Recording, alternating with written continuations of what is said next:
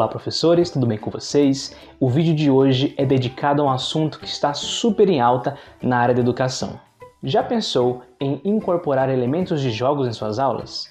A gamificação veio com tudo e, conforme várias pesquisas, tem proporcionado um espaço de mais interação, autonomia e criatividade na sala de aula. Convidei para dividir essa discussão a professora Jéssica. Bom dia, pessoal. É uma honra estar com vocês aqui nesse momento, né, compartilhando um pouquinho do que eu sei, né, tá? Então hoje eu trago o termo gamificação e metodologias ativas. Eu trago esses dois termos para apresentar para vocês uma nova visão sobre sala de aula, né? Como que a gente pode unir essas teorias de gamificação, que a princípio a gente entende como jogos, né? Incorporar jogos em sala de aula vai muito além disso. E as metodologias ativas, que você muda, né, a toda a logística da sala de aula e esse aluno ele passa a ser protagonista dentro da sala de aula e o professor como um orientador, como um mediador de aprendizagens, né? E não mais um ensinador, para somente ensinar esse aluno ou repassar informações, tá? Então, a gente começa aqui com alguns assuntos que eu delimitei para a gente tratar nessa apresentação. Talvez não dê tempo de eu falar sobre todos, mas quando eu falo de gamificação, eu envolvo uma galáxia de assuntos, né, que eu posso trabalhar dentro de sala de aula e que eu posso pesquisar a respeito, que eu posso refletir sobre isso. Então, a gente precisa, quando fala de gamificação, repensar em algumas coisas. Aplicativos, né, que é a primeira coisa que vem na nossa mente. Quando eu falo sobre gamificação, vem aplicativo. Eu tenho que usar aplicativo de jogos na sala de aula, tá? Mas nós vamos ver ao longo dessa discussão que não é somente isso. Aplicativos para aprendizagem baseado em projetos de aprendizagem, né, colaborativa. Então, a gente coloca aí o colaborativo, que para eu ter um projeto de gamificação, às vezes fica bem mais interessante quando eu trabalho em equipes, tá? Eu promovo a autonomia, né? Um dos termos que a gente usa e reflete muito quando se trata de gamificação é você promover a autonomia na aprendizagem do aluno, tá? Carreira, né? Você pode discutir sobre carreiras, planos para o futuro, né? Que tipo de aluno que eu quero preparar? Então, eu estou preparando um aluno para um futuro que eu não conheço ainda, que eu só tenho como planejar baseado no que eu já sei, mas o futuro que ele vai viver vai ser diferente. Ciências, né? Como que eu envolvo o pensamento científico nisso? E aí, para isso, eu envolvo competências e habilidades. A gamificação é nada mais que você unir a competência que o aluno tem e unir com habilidades que ele possa apresentar para determinados assuntos, tá? Para o século XXI, né? A gente pensa isso para o futuro. Eu não estou preparando alguém para viver o hoje, né? Eu estou preparando para viver o amanhã, né? Para escolher uma profissão, para ter algum papel na sociedade, para ser um cidadão ativo dentro dessa sociedade, né? Então, e eu falo sobre educação mão na massa, que é um termo que alguns teóricos utilizam, né? Que é onde o aluno ele se torna o protagonista e ele coloca a mão na massa para ele mesmo colaborar no processo de aprendizagem, tá? A educação online, claro, né? Empreendedorismo, que é um termo também que a gente consegue trabalhar muita coisa interessante com gamificação. Isso para o ensino fundamental, para o ensino médio, para o ensino superior, formação continuada, jogos e idade complexa, que é uma coisa que a gente vai marcar aqui agora nessa apresentação, tá? Então, começo com uma provocação. Você sabe como está conectada a sua sala de aula? Então, eu trago esse modelo de redes aqui. Um modelo centralizado, um modelo descentralizado e um modelo distribuído, que esse é um termo que vem lá da computação, né, mas a gente usa para entender funcionamento dentro de sala de aula, né? Até então, no ensino tradicional, você tem uma rede centralizada, onde o professor ele é o centro de toda a informação e ele vai repassando essa informação para o aluno. Só que quando você repassa a informação, você repassa um resumo do que você já aprendeu, né? E se você está repassando um resumo e esse aluno recebe um resumo e ele for repassar esse resumo, a informação vai se tornando cada vez menor e com um valor menor, né?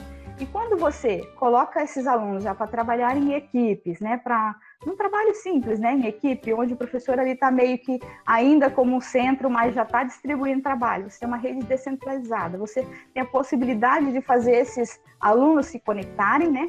E produzir um pouco mais de informação. Mas e quando você distribui o processo de aprendizagem dentro da sala de aula? Você aumenta exponencialmente as possibilidades de encontro de informações entre esses alunos, né? E essas informações, um encontrando com o outro, um discutindo com o outro, um questionando o outro, então a gente tem a possibilidade de construção de conhecimento muito mais significativo para esse aluno, tá? Então essas 3 imagens eu sempre gosto de olhar para elas para pensar o que temos hoje, o que podemos fazer e o que nós conseguimos melhorar com isso. Então aqui eu tenho um tema que eu começo pensando em escola em reconstrução, né? Não é nem em construção, eu não estou criando uma escola nova, né? Eu estou reconstruindo ela com alguns conceitos. E agora, nesse momento que a gente está vivendo, né, que é uma virada de página para a humanidade, né? Eu pensando sobre isso, em reconstruir toda a minha ideologia que eu tenho sobre a escola, eu preciso pensar nas competências digitais dos professores, tá? Então, como que eu reflito a minha prática dentro de sala de aula? Como que eu penso que essa tecnologia pode entrar na minha sala de aula? Porque até então a gente tem esse receio do que é novo, né? Muitos professores têm receio do que é novo, não vai funcionar, né? E falar, não, na minha escola não tem estrutura para isso, não tem estrutura tecnológica, não tem computador que funciona, não tem acesso à internet. Mas às vezes a gente pensar, que nem a gamificação, né, que nós vamos ver como isso funciona de fato. A gamificação não depende só de tecnologia. Eu não preciso ter um celular de última geração, eu não preciso ter um computador de última geração com acesso à internet na minha escola para que eu faça a gamificação funcionar. Então eu tenho que mudar esse pensamento de uma escola que não é mais só para ensinar, só para repassar informações para o aluno, e sim uma escola de aprendizagem. Porque quando eu falo ensino, parece que fica uma coisa tão passiva, né? Uma coisa onde eu só distribuo informações e o aluno que tem que se virar para pegar essa informação e transformar em conhecimento. Quando eu falo numa escola de aprendizagem, eu coloco todo esse movimento em ação, em conexão, para que essas informações elas tenham real significado para esse aluno. Isso por que eu tenho que pensar dessa forma? Porque essa quebra do gabarito, que significa você estimular o seu aluno a dizer para ele que não tem uma resposta só para os problemas. Se você quer inovação, se você quer que esse aluno inove, né, produza coisas novas, reflita, tenha pensamentos criativos, você tem que dizer para ele que não existe uma resposta só. Tá? Então, propor essa quebra do gabarito, né, onde todo e qualquer problema da sociedade tem uma resposta só correta. Tá?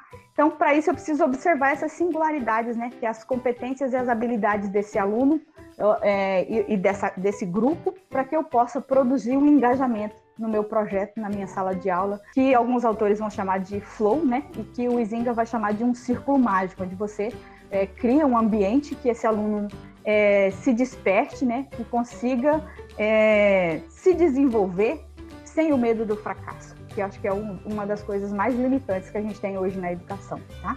E para isso eu preciso refletir sobre a imprevisibilidade do funcionamento da educação, onde eu tenho que saber que se eu propor um projeto gamificado, onde esse aluno vai ter possibilidades de escolha, onde ele vai ter um pouco de autonomia para fazer as atividades, eu preciso saber que há uma imprevisibilidade nisso e que podem acontecer coisas que vão estar fora do meu domínio. O planejamento é fundamental para a gente controlar essas situações, tá? Então, o desafio hoje que a gente tem é superar a digitalização da educação, onde nós vamos para a sala de aula, né? O que está acontecendo aí, na maior parte dos casos, foi todo mundo de uma hora para outra imerso no mundo virtual e tem que funcionar e vamos fazer sala de aula virtual, mas o que eu vejo acontecendo é só uma digitalização do que acontece no real, né? As pessoas não pensam em inovar, só tenta reproduzir a aula que acontece no presencial, a reproduzir ela no virtual. Sendo que no virtual você tem a possibilidade de criar links, né? De criar hiperlinks, de trabalhar com imagens, de trabalhar com contexto, com linha do tempo, que enriquece muito mais a aprendizagem do aluno e você consegue comandar um trabalho muito mais significativo, tá? Gamificar não significa somente incorporar jogos para diversificar as formas de ensinar. Você pesquisa na internet, você pesquisa vídeo no YouTube, a maior parte das pessoas fala só gamificar, utilizar jogos digitais, né? Vamos colocar jogos dentro de sala de aula. E não significa isso, gente, tá? É isso também, mas não é só isso. Então eu começo aqui com uma PPP, uma pergunta ponto de partida, tá? Que é interessante para a gente começar a pensar no que a gente quer quando fala de gamificação. Então, eu coloquei essa daqui para desenrolar agora a partir desse ponto. O que é essencial no aprendizado do meu aluno? O que eu quero que ele realmente aprenda? A gente está num momento assim da educação que parece que a gente está lá só para distribuir informação. Informação vai despejando informação e mais informação em cima do aluno. E são coisas que a um curto prazo ele acaba esquecendo, né? Mas o que eu quero que a longo prazo se torne significativo para esse aluno? Então, é importantíssimo a gente pensar sobre isso. Para que eu inove dentro de sala de aula com a gamificação, é preciso mudar algumas coisas. Você precisa rever o que você sabe, colocar em ação, porque não adianta você só ficar pesquisando por aí e captando informação, se você não junta essa informação, combina ela e transforma em ação, né? E essa ação você precisa ter a noção de que ela é complexa, né? Que às vezes quando você trabalha com uma sala de aula, a gente tende a tornar tudo muito lógico. O aluno escutou, aprendeu, quando ele faz prova, dá o resultado, tá ali a nota, pronto, ele significa que ele sabe, vai para frente. Não, então a gente precisa mudar esse círculo aí e colocar alguns novos elementos aí para poder fazer funcionar. Então, nesse despertar dessa nova consciência, eu vi esse questionamento aqui na internet, assistindo um show de stand-up, que falava assim, as escolas matam a aprendizagem, né? E eu fiquei com isso na cabeça, falei, mas como, né, que a pessoa pode pensar isso, né? A escola tá lá para ensinar, né? A escola tá lá, o aluno tá lá para aprender. Como a escola mata a aprendizagem, tá? Então, a gente precisa começar a se questionar o que a gente está fazendo em sala de aula, né? O que a escola está fazendo para que a sociedade chegue a pensar isso, que a escola mata a aprendizagem, tá? Então, com base nisso, a gente precisa compreender que a inteligência ela é variada, né? A gente tem alunos lá, vai ter turma de 20, 30 alunos e cada um aprende de uma forma. Ela é variada, ela é dinâmica, ela é interativa e ela é criativa. E a gente tem tudo isso dentro de sala de aula também, né? Você vai ter alunos com mais habilidades em uma coisa, outros com mais habilidade em outra. Então, como construir um sistema onde essa dinâmica dessas inteligências variadas, elas se conectem, né? Elas se complementem e elas acrescentem coisas umas às outras, né? E isso promovendo a interatividade, né, gente? Porque não adianta a gente ter um monte de inteligências variadas, cada uma mais fantástica que a outra, se você não promover interatividade entre elas para que eles se complementem, né?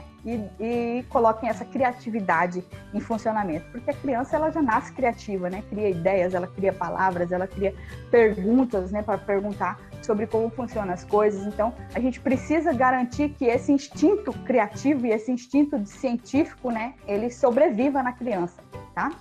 Então, o conhecimento, ele é seletivo. Então, para a criança aprender, ela vai selecionar, né? Para que o conhecimento seja significativo para ela, ela vai selecionar as partes mais importantes. Quando eu só passo informação, a informação ela é só acumulativa. Mas esse acumulativo vai chegar num ponto que ele não vai ter mais sentido. Você vai acumulando, e para que eu vou usar isso? Né? Onde eu vou usar isso? É a pergunta que eles mais fazem para a gente em sala de aula. Então, como desenvolver um aluno aprendedor e não acumulador? Eis a grande questão, né?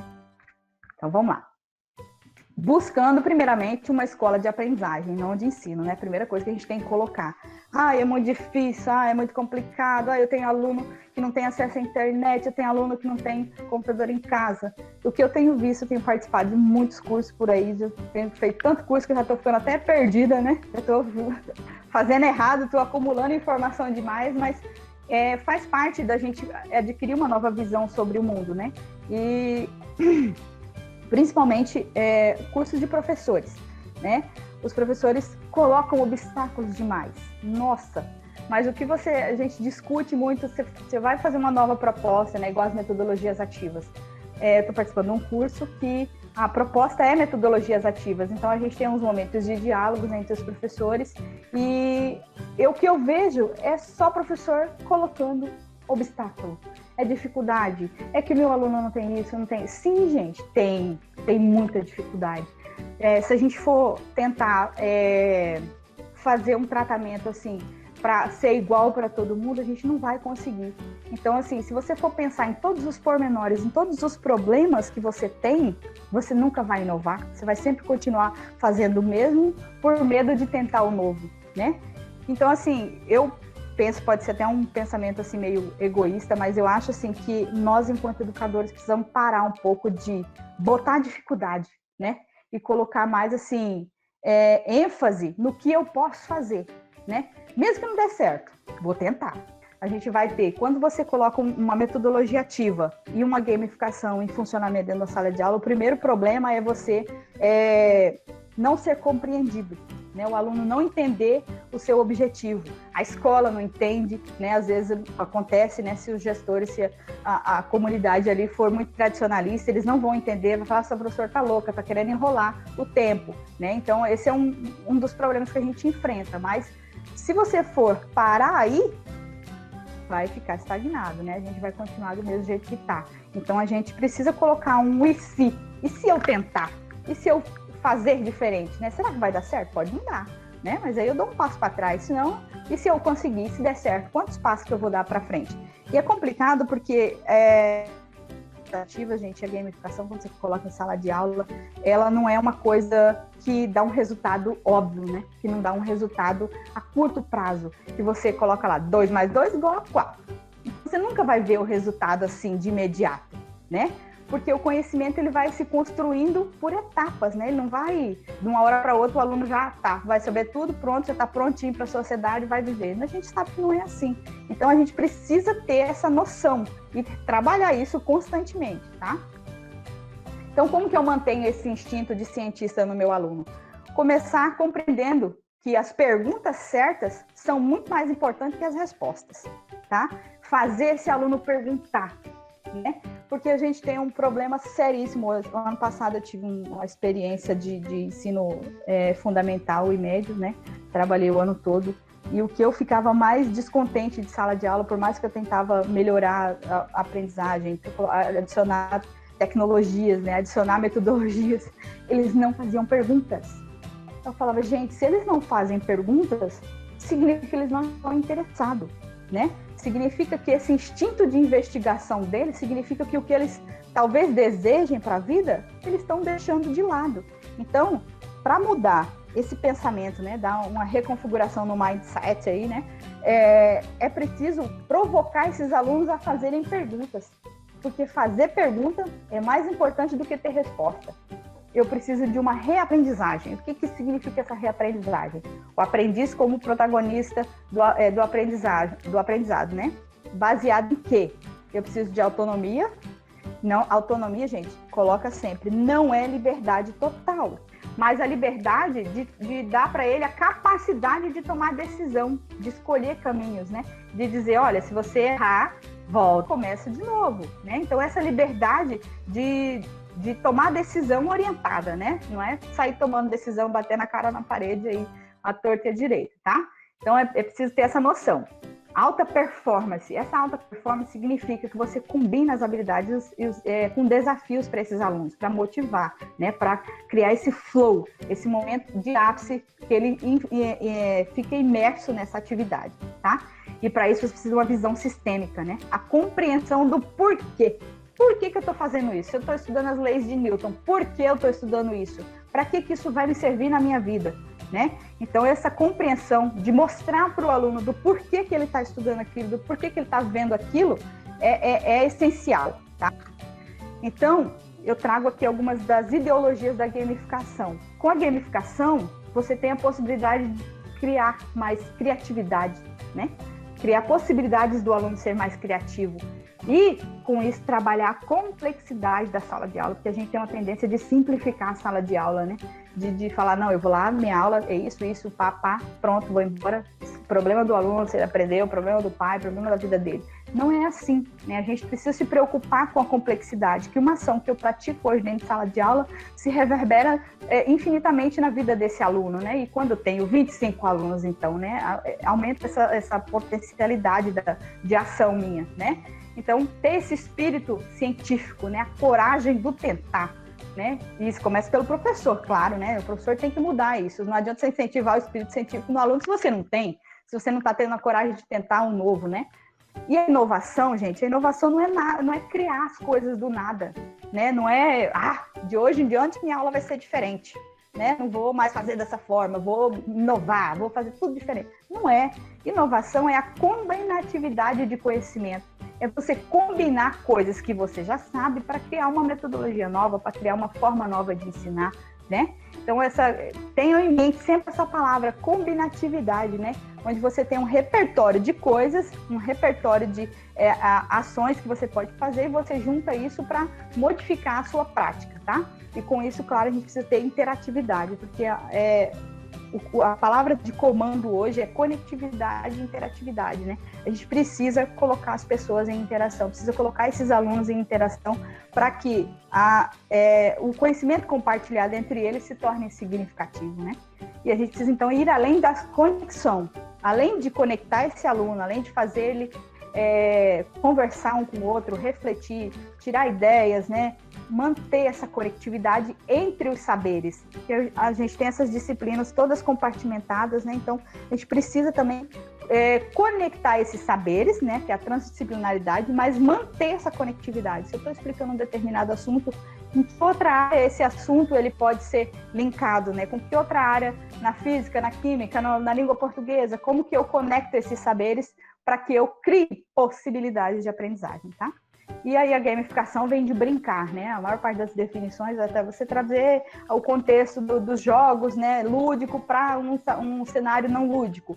E o que isso significa? Significa que a gente precisa valorizar o brincar da criança, porque esse brincar, né, é tirar a seriedade, onde você coloca lá erro e acerto, né, para uma possibilidade, imaginação de possibilidades, tá? Porque esse brincar significa imaginar possibilidades de solução. Quando a criança está brincando, se ele tem um brinquedo de montar, ele está criando possibilidades de montar aquele brinquedo ali. Então, a gente precisa colocar isso em prática dentro da sala de aula, tá? Então, o que significa gamificar processo de aprendizagem, então, né? Significa você unir recursos que você tem, produzir metodologias, né? Ou combinar metodologias e colocar em uso, claro, né? Porque não adianta a gente planejar muito e não colocar em uso, tá bom? Então, isso é interessante. Mas é importante também saber que a gamificação, ela não é bala de prata, né? Pode não funcionar. Sim, isso é importante a gente ter em mente, essa possibilidade de fracasso, que não é totalmente negativo, porque todo fracasso ele tem um cunho de aprendizado ali, né? Pode surtir efeito negativo, inclusive, principalmente na educação, onde a gente elementos, né, que só tem uma sala de aula com 20 elementos, tem 20 possibilidades de dar errado, tá? Às vezes uma dá certo e 19 dá errado. Então, você precisa usar esses outros 19 para aprender o que foi que deu errado, né? Para ressignificar, para refazer isso, seu planejamento, tá? E para isso, você precisa conhecer bem os seus alunos, né? E outra coisa essencial quando eu trabalho com gamificação também é planejamento. É essencial. Planejamento vem da visão sistêmica. Eu tenho que conhecer meu público-alvo, eu tenho que saber muito bem o que eu quero fazer, né? E em que vai impactar essa atividade que eu vou fazer, tá? Ter essa clareza, né? Para que os agentes do sistema compreendam a lógica de funcionamento. Quando eu falo lógica, que dá até aquela impressão, né? Que eu tenho as coisas totalmente planejadas e os resultados pré-definidos. Não é isso, tá? A lógica é simplesmente a logicidade do encontro desses elementos, onde esses conhecimentos, essas informações vão se encontrar. Então, os alunos precisam saber o que você quer com essa atividade, o que você quer com esse projeto. Para que, se algo der errado, né, os próprios agentes eles podem ser atratores nesse sistema para criar novas possibilidades e manter o foco desse planejamento, né? Se o aluno sabe o que está acontecendo, ele tem mais possibilidade, às vezes até mais que você, de falar assim, não, professor, se a gente fizer dessa outra forma, acho que vai funcionar melhor, né? Os alunos vão gostar mais, os colegas vão gostar mais. Principalmente você ter aqueles alunos que são coringa na sala, né? Que sempre tem uns alunos que são mais espertos, que cooperam mais, que se engajam mais. Então, esses alunos, você colocar eles como coautores desses projetos, para que eles ajudem a manter essas possibilidades de resultado ali no planejamento, né? Para que não fuja do assunto o trabalho. Então, isso é interessante pensar sobre isso, tá? Então, quando eu falo de gamificação, Eu sei que tem muitos professores de outras áreas aqui no curso, né? E no Coloque participando. Então, eu tentei fazer essa apresentação, assim, não voltado muito para a área da linguagem, mas que desse visão para esses outros professores, tá? Então, esse é até um slide que eu usei na apresentação da minha dissertação do mestrado, tá? Que eu sintetizei o que é gamificação. Na linguística aplicada, na minha área de estudos, eu trabalho com sistemas adaptativos complexos, né? Onde a gente usa a teoria da complexidade à gamificação. A teoria da complexidade ela é extremamente interessante por ser coringa, né? Você pode usá-la para entender qualquer projeto de qualquer natureza, né? Não só da linguagem. Para entender o funcionamento da sociedade, para entender o funcionamento das ciências, né? O comportamento dos elementos, enfim. É fantástico. Eu criei uma paixão assim, específica pela teoria da complexidade. E se vocês tiverem interesse, pesquisem, porque dá para aplicar em muita coisa e faz assim, muito sentido quando você aplica essa teoria, sabe? Então, assim, quando eu trato da gamificação atrelada a um sistema complexo, eu compreendo que cada agente é um indivíduo complexo. Então, cada aluno na minha sala de aula, ele é complexo, porque ele tem ali toda uma estrutura social por trás dele, né? Que às vezes faz funcionar dentro de sala de aula. A linguagem que eu utilizo, né? A linguagem, uma metodologia de trabalho que eu vou utilizar na sala de aula, ela é de natureza complexa, tá? Então, eu tenho aí um ambiente cheio de potenciais significados, né? E às vezes vão surgir resultados que eu nem esperava, né? A não linearidade é a possibilidade de você criar o novo, né? A possibilidade de não seguir uma linha reta. E quando você segue uma linha reta, você já sabe, né? Comecei aqui, somei isso, somei aquilo, o resultado vai ser aquilo. Então, essa não linearidade que dá o real significado desse ambiente, né? Então, eu tenho a possibilidade de imergir aí diversão para gerar motivação dos alunos nesse trabalho, né? Eu tenho interação que vai levar à evolução desse sistema, porque quando os agentes eles se interagem entre si, eles criam novas possibilidades, então esse sistema ele vai evoluir. Então, para isso eu preciso de quê? Mecânicas e dinâmicas que vêm dos jogos. As mecânicas seriam regras, né? Regras, você pode fazer isso, você pode fazer aquilo. Isso vai entrar no seu planejamento, para que essa atividade não fuja, né? Eu crio regras, né? E eu estabeleço, por exemplo, metas a serem cumpridas, e aí eu crio com essas mecânicas as dinâmicas, que são as relações que vão se construir entre esses agentes, né? E vão possibilitar a evolução desse sistema, que a gente chama de gamificação. E com tudo isso unido, né? Independente da área, gente, é importante sempre frisar isso, independente da área que você quiser aplicar todos esses elementos aqui, você pode produzir uma experiência de aprendizado significativa para esse aluno. Aí a gente remete, eu trouxe uma frasezinha lá de Aristóteles, né? Que com a complexidade você tem a possibilidade de compreensão de um sistema em toda a sua totalidade, onde o todo é maior do que a soma de todas as partes, tá?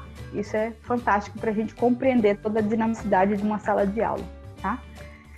Mecânicas de motivações e engajamentos, que são as técnicas gamificadas. O que eu posso utilizar para poder gamificar a minha sala de aula? Essas são as mecânicas, né? Primeiro eu posso ter um prêmio, né? Eu posso colocar lá o prêmio supremo da sabedoria, né? Dentro do meu projeto, dependente do conteúdo que eu quero trabalhar. Depois eu vou mostrar umas possibilidades de trabalho para vocês, tá? Um placar de classificação. Aí muitas pessoas questionam hoje em dia que, por exemplo, de você trabalhar com gamificação e você enfatizar muito a competitividade.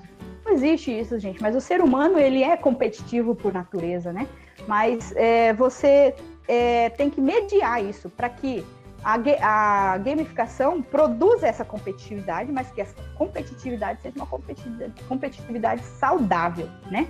Então, esse placar de classificação serve também como um elemento motivador. As pessoas sempre querem ficar em primeiro lugar, mas aí você precisa criar outros mecanismos para que isso não se torne muito assim... me fugiu a palavra agora, mas muito uma carnificina, né? Onde está todo mundo querendo matar um ao outro, eu quero chegar em primeiro. Então, você tem que estimular o espírito de cooperação desses alunos dentro da sala de aula, né? Para isso a gente usa pontuações, né? Por exemplo, se você for criar dentro de um ambiente virtual, né? O mestre das armas, né? Você cria bens virtuais, que são tesouros para ele acumular. Mas se você for trabalhar isso somente dentro da sala de aula, você transforma em outras palavras, né? Mas que representem alguma coisa, tá? Recompensas reais, né? Que são na disciplina. onde você coloca, vai ter tantos pontos na média, por exemplo, é um incentivo para eles, né? Adoram ponto na média, né? Então, são elementos dinamizadores que eu preciso ter nesse sistema para poder fazer ele funcionar, para eu causar interatividade. São sistemas de compras de itens, por exemplo, armas para ajudar a resolver enigmas, sei lá. Né? Isso tudo a gente cria com roteiros, tá, gente? Todas essas mecânicas a gente coloca em funcionamento através de roteiros. Por isso que vem do planejamento, né? No planejamento você cria esse roteiro que vai fazer funcionar a construção de conhecimento. Sistema de atributos, né? E experiência por personagem, que são os poderes, né? Cada avanço de fase que o aluno consiga superar algum colega, superar algum grupo, sei lá, você dá poderes para ele, né? Isso aí já mudar os nomes, né? Criar avatares também são coisas que eles adoram, que vem do universo digital dos jogos online, né? Que você cria um avatar onde você encara aquele personagem tem poderes, então isso você consegue aplicar em qualquer disciplina, tá? Tanto no ensino fundamental, até no ensino básico, Fundamental 1, né? Dá para já começar a trabalhar esse tipo de questão, tá? Sistema de fraquezas e elementos, né? Quando você coloca assim, um erro, por exemplo, pode significar uma fraqueza ou perda de uma vida. Então, tudo isso você consegue transportar para um funcionamento dentro de sala de aula também, só que, claro, com muito planejamento. Sistema de diálogos, né? Que são quizzes, perguntas, aqueles talk shows que acontecem, né? Até na televisão, esses programas de entretenimento são fantásticos para a gente reaproveitar algumas coisas para trazer para a sala de aula, né? Que geram competitividade, né? Você vai dando pontos, você trabalha com a questão de vidas, né? E quem vai perdendo vidas pode sair do jogo. Enfim, todas essas mecânicas você consegue colocar em funcionamento para fazer funcionar. Upgrade de armas e personagens, né? Mudar a vestimenta, mudar o nome, sei lá. Dá para inventar, né? Dá para imaginar possibilidades infinitas aqui. Então, como que eu coloco essa inovação pedagógica, né? Com gamificação, como que eu inovo minha prática pedagógica dentro de sala de aula? Então, eu preciso primeiro saber que criatividade é a inteligência se divertindo. Então, a base de tudo isso, a base para eu fazer um sistema gamificado funcionar é eu priorizar a criatividade do meu aluno. Consequentemente, eu tenho a autonomia dele, né? E para ele ser criativo, ele precisa ser autônomo, ele precisa buscar, ele precisa compreender, ele precisa aprender. Quando a gente fala sobre gamificação, você está tentando criar um cientista, né? Você está fazendo esse aluno ter autonomia de buscar, de interpretar, de relacionar coisas, né? Então, nisso, o mais importante quando você fala assim, vou trabalhar com gamificação em sala de aula, pode ser uma etapa inteira, você pode fazer um projeto para o ano todo, pode ser uma atividade só dentro daquela disciplina, enfim, pode começar assim, né? Mas o mais importante de tudo, não fazer suposições. Porque aí, quando você faz suposições, você já está criando uma linearidade ali para esse pensamento seu, né? Para essas ações suas. Então, o interessante é você criar, claro, um planejamento, né? Esse planejamento tem que contemplar algumas possíveis respostas, mas não fazer suposições, né? Criar estigmas que pode acontecer isso, vai acontecer isso. Então, o rigor com o qual um problema é definido é o fator mais importante para a descoberta das soluções. Então, sempre quando você for criar um projeto gamificado, você precisa primeiro de um problema. Mas esse problema, para ser resolvido nessa atividade gamificada, é preciso estar muito claro, muito bem delimitado e muito bem explicado para o seu aluno, porque senão ele não vai entender. E quando ele não entende, né, vai gerar desentendimento, é o primeiro fator para que a atividade não dê certo, né? Então, se o aluno ele está com a ideia muito clara do como que isso vai funcionar, qual é a sua proposta, o que você quer que ele aprenda com isso, tá? As soluções, aquilo que eu disse antes, né? As soluções elas podem aparecer conforme você planejou, elas podem ser mais do que você planejou, e os próprios agentes ali, que são os seus alunos, eles podem ser os elementos dinamizadores, né, que vão fazer esse sistema evoluir, fazer esse sistema funcionar, e fazer ele se auto-organizar, ou seja, se alguma coisa estiver dando problema, se está dando algum atrito, os alunos mesmos vão ter capacidade de auto-organizar e voltar esse sistema para uma estabilidade, tá bom? Então, assim, pensar sempre no problema. O que eu quero que esse aluno aprenda, né? O que eu quero que ele aprenda com isso aqui? Então, o problema precisa estar muito bem definido. Isso, quando a gente vai fazer pesquisa, quando você vai para o mestrado, para o doutorado, o seu problema é a coisa mais importante que você tem, né? Que é com base naquele problema que você vai fazer toda a sua pesquisa. É o sentido da sua pesquisa, é o problema que você tem para resolver, tá? E com isso é o pensamento científico que a BNCC bate em cima dele, né, em todos os momentos, que é você ter criticidade, você ser criativo, mas também você ser crítico em relação ao que você tem posto na mesa, né? O crítico, deixando claro que não é só deteriorar, né, depredar o que já tem, mas pegar aquilo e se auto-organizar, né, combinar com outras coisas e criar coisas novas, tá? Então, com isso a gente tem conhecimento, que é utilizar os conhecimentos sobre o mundo físico, social, cultural e digital para entender e explicar a nossa realidade. Então, para tudo isso, a gente precisa primeiro começar com o primeiro passo, tá bom? Acho que era isso que eu tinha para falar para vocês. Falei demais, né? Espero que a gente tenha outras oportunidades aí para discutir sobre isso, mas em resumo era isso. Se alguém tiver alguma pergunta, estou à disposição.